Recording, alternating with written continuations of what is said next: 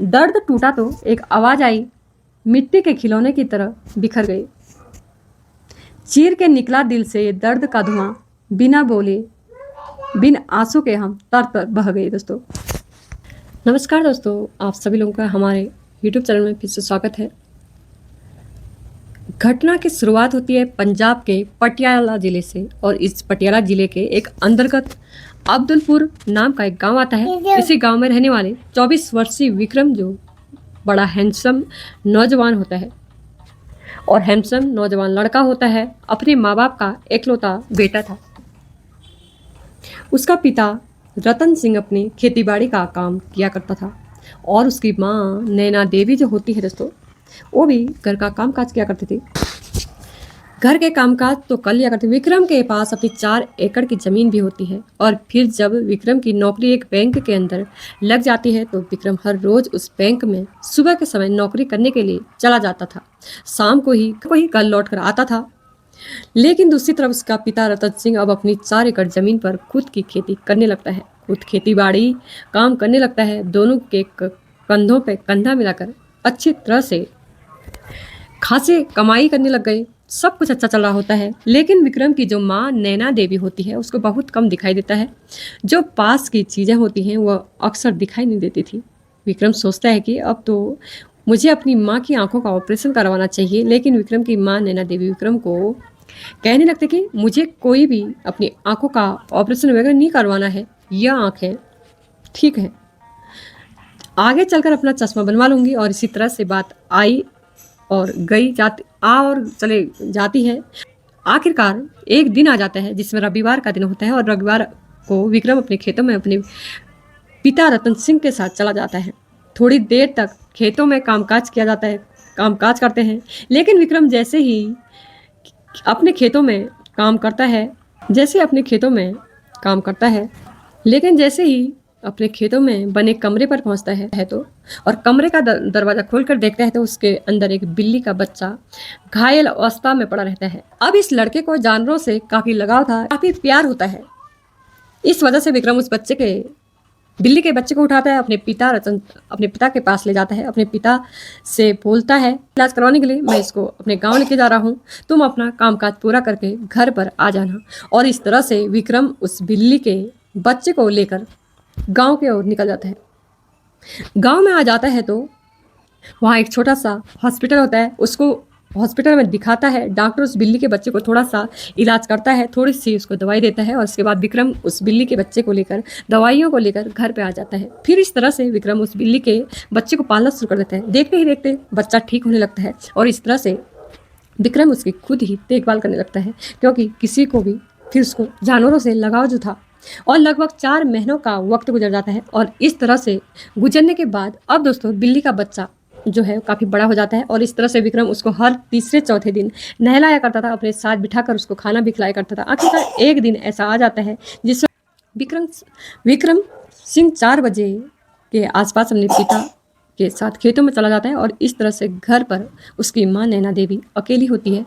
जब घर के अंदर एक छोटा सा सांप का बच्चा घुस जाता है तो फिर बिल्ली के बच्चे की नज़र उस पर पड़ जाती है, और इसके बाद बिल्ली का बच्चा उस सांप के बच्चे के छोटे छोटे टुकड़े कर डालता है। लेकिन बिल्ली का बच्चा एक गलत काम भी कर देता है। उस सांप के टुकड़ों को उठाकर ले जाता है और चूल्हे के ऊपर एक बर्तन में दूध रखा हुआ था।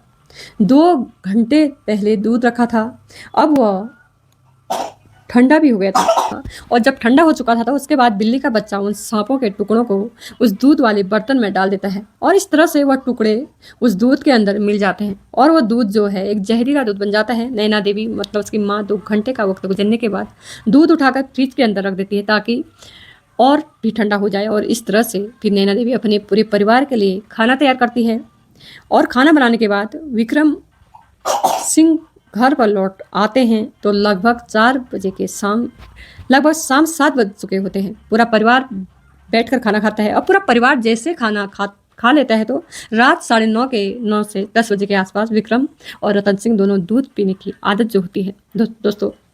और अब नैना देवी विक्रम रतन सिंह के लिए दूध लाने के लिए फ्रिज की तरफ जाती है। फ्रिज में दूध रखा हुआ निकालती है, और फिर फ्रिज खोलकर बर्तन में 2 गिलास दूध निकाल लेती है, और उसमें चीनी मिलाई जाती है और मीठा मिला के वो दूध को एक एक गिलास अपने परिवार को पिलाती है। सब मिलने के बाद विक्रम रतन सिंह को दूध एक एक गिलास देती है। विक्रम जैसे ही दूध पीता है तो उसको थोड़ी सी खटास नजर आती है। तभी अपनी माँ नैना देवी को कहने लगता है कि माँ आज दूध खराब हो चुका है, लेकिन नैना देवी उसको कहने लगती है कि तू तो हर रोज दूध को ही बोलता है कि दूध खराब हो चुका है। दूध अच्छा है, कोई दिक्कत नहीं है, तुझे नहीं पीना है तो तू रख सकता है, नहीं पी सकता है, लेकिन दूध खराब नहीं हुआ है। लेकिन फिर भी इसे बाजू रतन सिंह और विक्रम सिंह दोनों दूध के गिलास को पी लेते हैं। लगभग 1 घंटे का वक्त गुजर जाता है। रात के करीबन 10:30 11 बजे के आसपास का समय होता है। देखते ही देखते विक्रम की तबीयत बहुत खराब होने लगती है। विक्रम थोड़ा सा दम घुटने लगता है और इस तरीके से विक्रम जब अपनी तबीयत खराब होती है तो वो अपनी माँ नैना देवी के पास आता है। कहता है कि माँ मेरी तबीयत खराब हो गई है, क्या हुआ है पता नहीं, तबीयत बहुत ज़्यादा खराब है, मुझे किसी डॉक्टर के पास जाना है, मुझे सांस लेने में दिक्कत हो रही है। दोस्तों, मुझे सांस लेने में दिक्कत हो रही है जो कहता है तो ऐसे हाल उसके पिता रतन सिंह के भी हो जाता है। इसके बाद नैना देवी पड़ोसियों को बुला लेती है। पड़ोस के 2 लड़के विक्रम सिंह और रतन सिंह को लेकर हॉस्पिटल में चले जाते हैं। जिसके बाद जैसे पड़ोस के 2 लड़के इन दोनों को लेकर हॉस्पिटल में पहुंचते हैं तो फिर डॉक्टर इन दोनों को चेकअप करते हैं और चेकअप करने के बाद उनकी हालत और बिगड़ जाती है। इनका इलाज शुरू करने लग जाते हैं। जैसे डॉक्टर दोनों का इलाज करते रहते हैं, डॉक्टर के सामने ये बात आती है कि दोनों ने जहर खा लिया। जब इसके बाद डॉक्टर उन दोनों लड़कों से पूछने लगते हैं कि इनके घर में कोई झगड़ा वगैरह तो नहीं हुआ, तभी दोनों लड़के कहने लगते हैं कि घर में सब शांति है, ऐसी कोई बात नहीं, पिताजी और बेटे अच्छे तरीके से रहते हैं, इनके घर में ऐसी कोई बात ही नहीं हुई, और जहर खाया तो कैसे खाया। दोस्तों, यह जहर के बारे में सोच भी नहीं सकते हैं। जैसे ही डॉक्टर इन दोनों के इस बात को सुनता है तो हैरान रह जाते हैं कि आखिर दोनों ने जहर खा लिया, कैसे खा लिया। और इसके बाद देखते हैं कि विक्रम की तबीयत और ख़राब होने लगती है।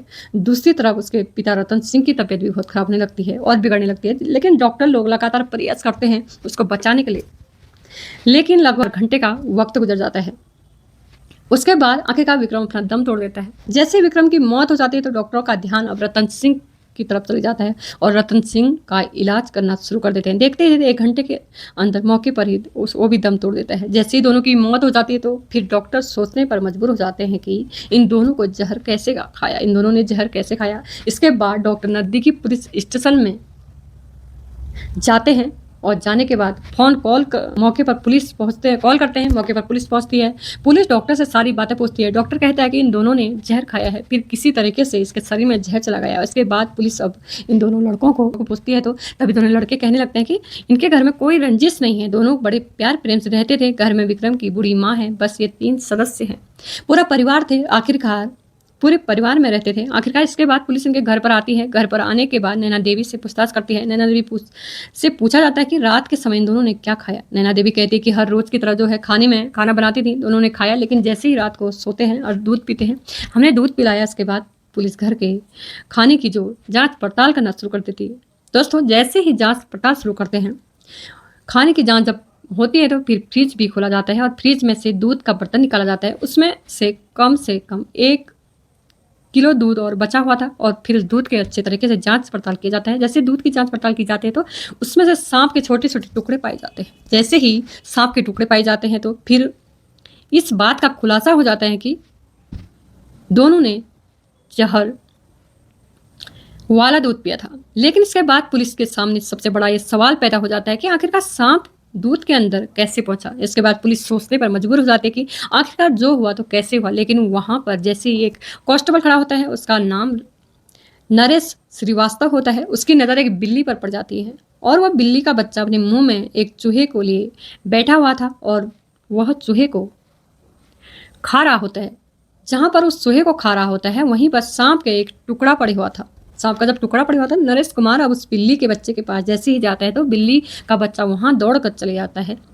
फिर नरेश कुमार की नज़र सांप के टुकड़ों के 2-3 टुकड़ों पर पड़ जाती है और नरेश कुमार फिर से अपने अधिकारी और सारी बातों को बताता है दोस्तों। और इस तरह से वहां से अंदाज़ा लगाया जा सकता है कि बिल्ली के बच्चे ने सांप को मारा होगा और फिर बिल्ली फिर सांप उठाकर दूध के बर्तन में डाल दिया होगा। यह सब अंदाज़ा लगाते हैं और वास्तव में हुआ भी ऐसा होता है दोस्तों, ऐसा ही हुआ था वास्तव में। इसके बाद पुलिस नैना देवी के सामने सारी बातों का खुलासा करते हुए कहती है कि इस बिल्ली के बच्चे ने शायद यह काम किया होगा।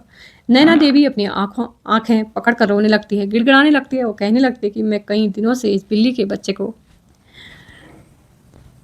देख रही थी, कभी मेढक को पकड़ कर अपने मुँह में तो कभी कुछ चूहे के छोटे बच्चों को अपने मुँह में पकड़ के ले आती थी। लेकिन इस बात का अंदाज़ा नहीं था कि यह बच्चा हमारे लिए इतना खतरनाक हो सकता है, बिल्ली का बच्चा। और इस तरह से बिल्ली के बच्चे ने पूरे हँसते-खेलते परिवार को उजाड़ दिया दोस्तों। इस घटना को सुनाने का उद्देश्य किसी को हानि या दुःख दर्द पहुँचाना नहीं है दोस्तों। बस आपको नहीं बल्कि किसी का दिल दुखाना नहीं है, बल्कि आपको सजेस्ट करना है।